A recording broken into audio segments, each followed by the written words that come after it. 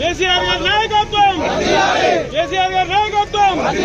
జై తెలంగాణ, జై తెలంగాణ, జై తెలంగాణ, జై తెలంగాణ, జై కేసీఆర్, జై కేసీఆర్. తెలంగాణ తల్లి మాదిరా, కాంగ్రెస్ తల్లి మీదిరా, తెలంగాణ తల్లి మాదిరా, కాంగ్రెస్ తల్లి మీదిరా, తెలంగాణ తల్లి మాదిరా, కాంగ్రెస్ తల్లి మీదిరా.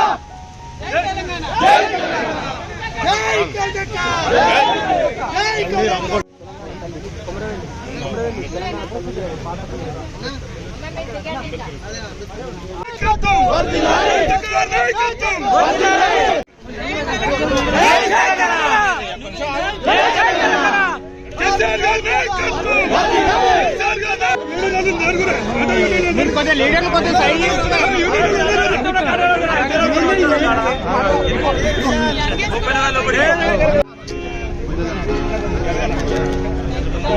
की सेल्फी आप रहा है सेल्फी मिलता है फोटो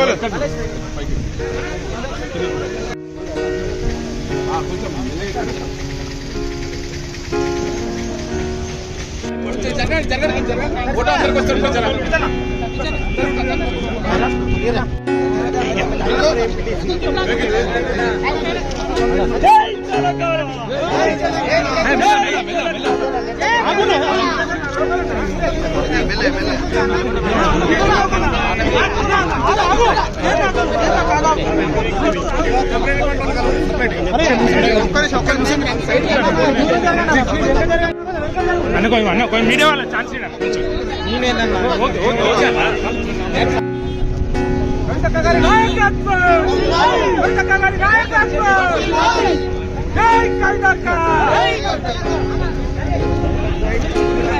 अरे तमरे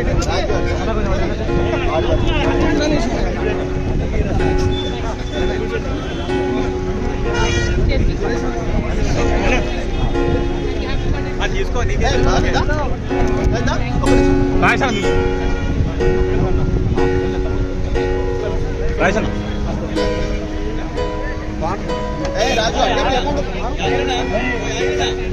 కొంచెం ఒక్క నిమిషం తమిళ ఫోటోలు దిగిన పక్క జరుగుతాయి ఇంకో తమిళ ఫోటోలు దిగిన ఒక్క నిమిషం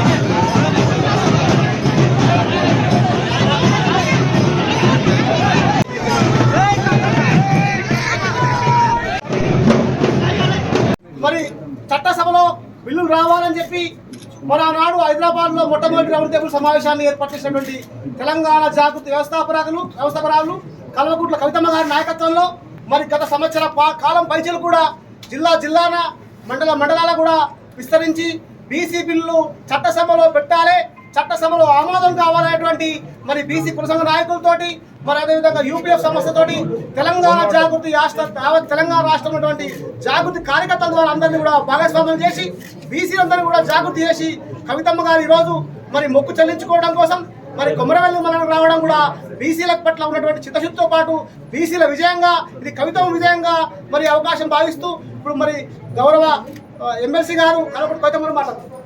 ప్రెస్ మిత్రులందరినీ కూడా ప్రత్యేకించి క్షమించమని కోరుతా ఉన్నా. మీకు కూడా కుర్చీలు లేవు, మాకు కూడా కుర్చీలు లేవు. కాకపోతే నెక్స్ట్ టైం కొంచెం మంచిగా ఆర్గనైజ్ చేసుకుంటాం. ఇబ్బంది అయినందుకు క్షమించాలని కోరుతున్నాను. 1. 2, మొదటి రౌండ్ టేబుల్ సమావేశం తెలంగాణ జాగృతి యునైటెడ్ పూలే ఫ్రంట్ ఆధ్వర్యంలో ఎప్పుడైతే మొదటి రౌండ్ టేబుల్ సమావేశం పెట్టామో బీసీల హక్కుల సాధన కోసం, అసెంబ్లీలో పూలే విగ్రహ సాధన కోసం, బీసీల విద్యా ఉద్యోగ రాజకీయ రిజర్వేషన్లు సాధించడం కోసం ఎప్పుడైతే మొదటి రౌండ్ టేబుల్ సమావేశం పెట్టినామో ఆనాడు ఒప్పుకోవడం జరిగింది. ఎప్పుడైతే ఈ బిల్లులు అసెంబ్లీలో మండలిలో మన రాష్ట్రంలో పాస్ అవుతాయో ఆనాడు కొమరవెల్లి మల్లన్న దగ్గరికి వచ్చి దర్శనం చేసుకుంటామని మొక్కుకోవడం జరిగింది. ఇవాళ ఆ మొక్కు చెల్లించుకోవడం కోసమని మరి యునైటెడ్ పూలే ఫ్రంట్ నాయకులు, తెలంగాణ జాగృతి నాయకులు అందరూ కూడా ఇక్కడికి రావడం జరిగింది. మరి బీఆర్ఎస్ పార్టీ నాయకులు రాష్ట్ర వ్యాప్తంగా ఈ బిల్లు సాధనలో వెన్నుదన్నుగా నిలిచినటువంటి వారందరూ కూడా మరి వచ్చి ఇక్కడ దర్శనం చేసుకోవడం జరిగింది. అదేవిధంగా స్థానిక జనగామ నియోజకవర్గానికి సంబంధించినటువంటి నాయకులు గౌరవనీయులు పెద్దలు ముద్దిరెడ్డి యాదగిరెడ్డి గారు, అట్లానే లోకల్గా ఉండేటటువంటి ప్రతి ఒక్క నాయకులందరికీ కూడా పేరు పేరున హృదయపూర్వకంగా నమస్కారాలు తెలియజేస్తా ఉన్నా. మీ అందరూ కూడా ఈ సాధనలో సాయం చేసినందుకు మీకు నమస్కారాలు తెలియజేస్తున్నాను. ముందుగా ఇవాళ ప్రభుత్వాన్ని నేను కోరేది ఒకటే, ఫస్ట్ డిమాండ్ బహుజనులందరికీ కూడా ఈ భారతదేశంలో విముక్తి కలగాలని చెప్పి ప్రయత్నం చేసి బాబాసాహెబ్ అంబేద్కర్ గారికి కూడా స్ఫూర్తిదాయకంగా నిలిచినటువంటి మహనీయుడు జ్యోతిబా పూలే విగ్రహాన్ని ఎట్టి పరిస్థితుల్లో తెలంగాణ రాష్ట్ర అసెంబ్లీలో పెట్టాలనేటటువంటిది ప్రథమ డిమాండ్గా మేము ప్రభుత్వానికి తెలియజేస్తా ఉన్నాం. రెండవది, బీసీల ఉద్యమానికి తలొగ్గి మీరు మేనిఫెస్టోలో పెట్టినటువంటి 42% రిజర్వేషన్ బిల్ ఏదైతే అసెంబ్లీలో మండలిలో ప్రవేశపెట్టినారో దానికి అక్కడే ఆగకుండా నెక్స్ట్ అడుగు ఏదైతే ఉందో ఢిల్లీ వరకు వెళ్ళి సాధించుకోవడానికి ప్రభుత్వం అన్ని విధాలుగా చిత్తశుద్ధితో ప్రయత్నం చేయాలని డిమాండ్ చేస్తూ ఉన్నాం. అంటే ఒకవేళ ఈ బిల్లు కోర్టులలో పడ్డా ప్రభుత్వం వెంటబడి బలంగా కొట్లాడాలి. 2, కేంద్ర ప్రభుత్వాన్ని ఈ బిల్లు ఇవ్వడంలో ఎటువంటి తాత్సరం చేసినా ఆ తాత్సరం ప్రయత్నం చేయాలి. 3, భారతదేశంలో 50% పైచిలుకు రిజర్వేషన్లు ఇచ్చేటటువంటి రాష్ట్రాలు మన తెలంగాణ రాష్ట్రంతో సహా దాదాపు 9-10 రాష్ట్రాలు ఉన్నాయి. ఎప్పుడైతే ఈడబ్ల్యూఎస్ రిజర్వేషన్ 10% ఇవ్వాలని కేంద్ర ప్రభుత్వం పార్లమెంట్లో చట్టం చేసిందో ఆనాటి నుండి ఈనాటి వరకు మన తెలంగాణ రాష్ట్రంలో కూడా 54% రిజర్వేషన్ ఇంప్లిమెంట్ అవుతున్నటువంటి విషయాన్ని ప్రభుత్వం గమనించుకొని మరి 50% అనేటటువంటి రిజర్వేషన్ అనే అడ్డంకి తొలగిపోయింది కాబట్టి సుప్రీంకోర్టు వరకైనా వెళ్ళి బీసీల కోసం ఏదైతే మీరు 2 బిల్లులు ప్రవేశపెట్టారో ఆ 2 బిల్లులు కూడా సాధించుకోవడానికి ప్రయత్నం చేయాలి. ఇవాళ ప్రభుత్వం బీసీల కోసం బిల్లు పెట్టాలి అనేటటువంటి ఆలోచన వచ్చేలాగా తమ పోరాట పటిమ చూపించినటువంటి ప్రతి ఒక్క యూపీఎఫ్ నాయకులు కూడా పేరు పేరున నేను మనస్ఫూర్తిగా ఉద్యమాభినందన తెలియజేస్తా ఉన్నాను. అదేవిధంగా తెలంగాణ జాగృతి నాయకులకి, అదేవిధంగా బీఆర్ఎస్ పార్టీ నాయకులకి, అదేవిధంగా రాష్ట్రంలో ఉన్నటువంటి అందరూ ప్రజాస్వామ్యాన్ని కాంక్షించే వారందరికీ కూడా మనస్ఫూర్తిగా నేను కృతజ్ఞతలు తెలియజేస్తా ఉన్నాను. ఎందుకంటే సమాజం పరిణితి చెందుతున్న కొద్దీ విస్మరించబడ్డటువంటి వర్గాలన్నీ కూడా ముందుకు రావాల్సినటువంటి అవసరం ఉన్నది. దాన్ని మనమందరం కూడా మనస్ఫూర్తిగా హృదయాంతరాల్లోంచి కూడా ఆహ్వానించి యాక్సెప్ట్ చేసి దానికి తగినటువంటి రాజ్యాంగపరమైనటువంటి హక్కులు కల్పించాల్సినటువంటి బాధ్యత మనందరి మీద కూడా ఉన్నది.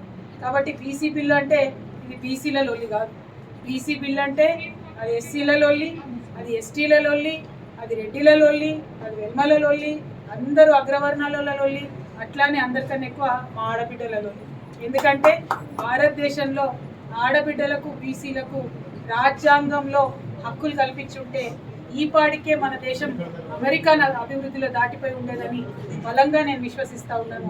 తెలంగాణ సుభిక్షంగా ఉండాలని చెప్పి తెలంగాణ రాష్ట్రానికి వరప్రదాయిని అయినటువంటి కాళేశ్వరంలో భాగమైనటువంటి మల్లన్న సాగర్ రిజర్వాయర్, అది ఎంత గొప్ప రిజర్వాయర్ అంటే world's largest man made reservoir కింద మనం చెప్పుకోవచ్చు.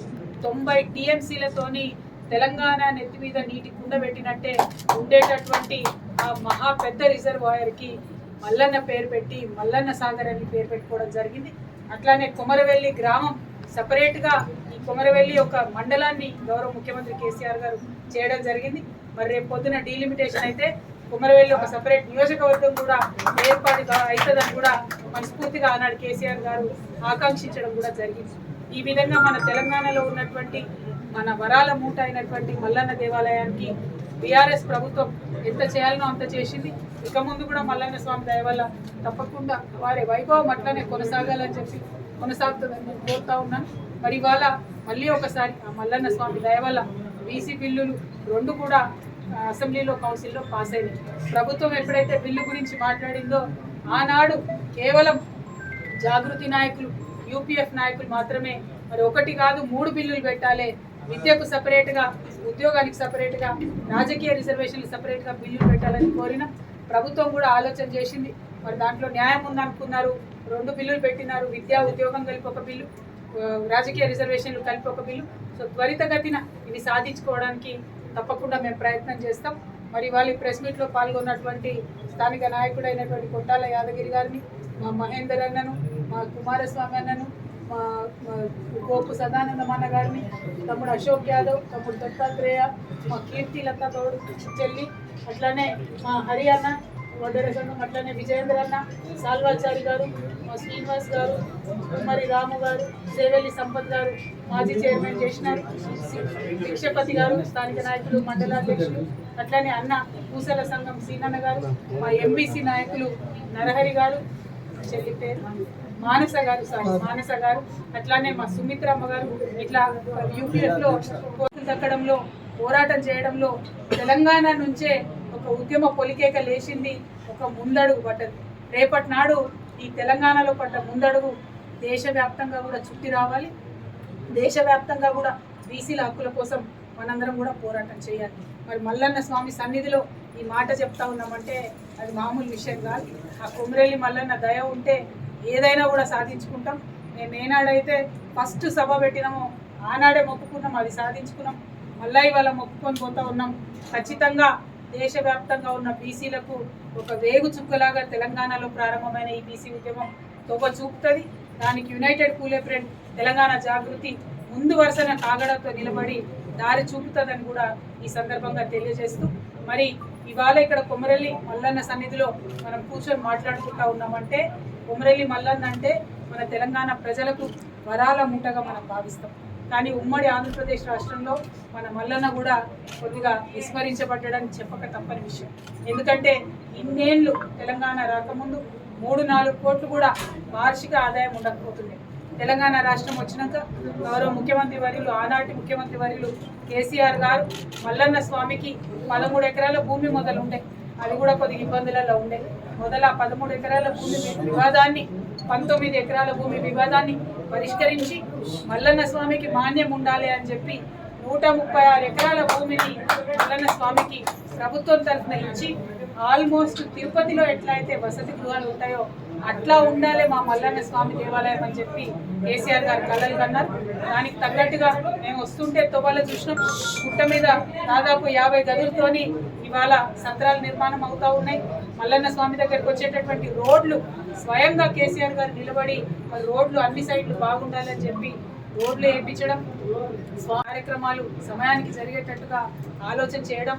అందులో ప్రత్యేకించి మనం చూసుకుంటే ఇప్పుడు నేను చెప్పినట్టు 50 గదుల రూమ్లతో పాటు క్యూ కాంప్లెక్స్ భవనం 12 కోట్లతో, పట్నాల మండపం 3.5 కోట్లతో, పల్లమ్మ దేవాలయ మండపం 2 కోట్లతో, సూదిమాను గుండు అట్లనే డమరుకం నేను చూసిన చీకట్ల రాలే, ఇప్పుడు వెలుతురులో కనబడతలేదు కానీ చీకట్ల చాలా బాగా కనబడుతుంది. ఆ డమరుకం నిర్మాణానికి 70 లక్షలు, దాసారం గుంట రోడ్డుకు 6 కోట్లు, దేవాలయం వద్ద సీసీ రోడ్లకు ఒక 3 కోట్లు, షాపింగ్ కాంప్లెక్స్ కి 20 గదులు ఒక 2 కోట్లతో నిర్మాణం, అట్లానే బుకింగ్ కౌంటర్ లడ్డూ కొరకు ఒక 50 లక్షలతో, రాజీవ్ రహదారి నుండి మన దేవాలయం వరకు డబుల్ రోడ్డు నిర్మాణం కోసం 13 కోట్లు, ఈ దేవాలయానికి వెండి దర్వాజాలు, అట్లానే మల్లికార్జున స్వామి వారికి బంగారు కిరీటం 1 కోటి రూపాయలతోని, అట్లానే 2014 నుండి 2023 వరకు పెట్టినటువంటి ఖర్చు మొత్తం ఆ మల్లన్న స్వామి దయ వల్ల ఆయన కేసీఆర్ గారితో పెట్టించుకున్న ఖర్చు 50 కోట్ల రూపాయలు అని చెప్పి ఈ సందర్భంగా నేను తెలియజేస్తా ఉన్నాను. నా నమస్కారాలు తెలియజేస్తూ మరి ముఖ్యంగా ప్రెస్ మిత్రులకు ఇబ్బంది జరిగినందుకు క్షమించమని కోరుతూ థ్యాంక్ యూ. జై తెలంగాణ, జై కేసీఆర్, జై బీసీ, జై బీసీ, జై భీమ్, జై పూలే. అతి తక్కువ సమయంలో మీ వ్యాపార సామ్రాజ్యాన్ని పెంచుకోవాలనుకుంటున్నారా? తక్కువ ఖర్చుతో ఎక్కువ పబ్లిసిటీ చేయాలనుకుంటున్నారా? అయితే ఇంకెందుకు ఆలస్యం? మీ జేఎన్టీవీ తెలంగాణ ఛానల్లో అతి తక్కువ ఖర్చుతో ప్రకటనలివ్వండి. అత్యధిక లాభాలను సాధించుకోండి. వ్యాపార, వాణిజ్య, పాఠశాలలు, వైద్యశాలలు, హోటళ్లు, వస్త్ర దుకాణాలు, అన్ని రకాల వ్యాపార ప్రకటనల కొరకు సంప్రదించండి. మా ఫోన్ నంబర్స్ 8558288081, 9247896607.